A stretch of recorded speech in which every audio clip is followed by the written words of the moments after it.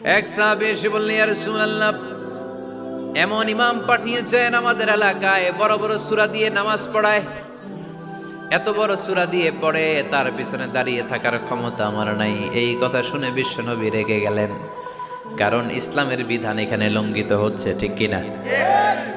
এত রাগলেন, চেহারা আগুনের গোলার মতো লাল হয়ে গেল। ওই সাহাবীকে ডেকে পাঠিয়ে ধমকালেন, খবরদার, তোমরা মানুষকে দিন থেকে ভাগিও না, সহজ করে ইসলামকে উপস্থাপন করো, জামাতের ইমামতির চান্স পেলে লম্বা কেরাত পড়ো না, একটা মিডিয়াম স্ট্যান্ডার্ড রেখে কেরাত পড়বা, কারণ তোমার পেছনে অসুস্থ লোক থাকতে পারে, মুসল্লি, মুসাফির থাকতে পারে, তাই না? আবার মদিনাতে বনু মাখজুমিয়া গোত্রের এক নারী চুরিতে ধরা পড়ল। কিসে? চুরির বিধান কি? السارق والسارقة فاقطعوا أيديهما جزاء بما كسبا نكالا من الله والله عزيز حكيم। চোর বা চুন্নি দামি কোনো জিনিস যদি চুরি করে নেয় তাহলে তার হাত কেটে দাও।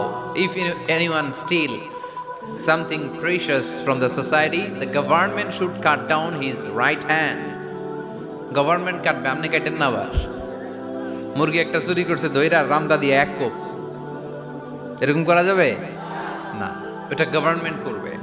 তো রাসূল সাল্লাল্লাহু আলাইহি ওয়াসাল্লাম ছিলেন চিফ অফ দা গভর্নমেন্ট, রাসূল সাল্লাল্লাহু আলাইহি ওয়াসাল্লাম ডান হাত কেটে দিবে।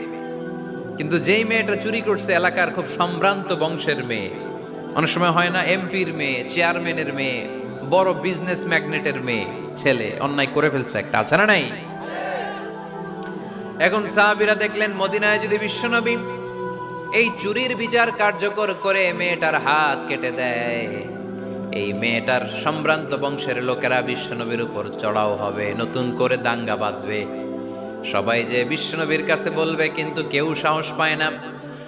উসামা বিন যায়েদ বিশ্বনবীর ভালোবাসা বড়ই পছন্দ করতেন বিশ্বনবী। সাইয়েদনা উসামা বিন যায়েদ রাদিয়াল্লাহু তাআলা আনহুকে সবাই বললেন, উসামা তুমি যাও, তোমারে বিশ্বনবী বড্ড ভালোবাসে, তুমি বললে তোমার কথা নবী ফিরাবে না।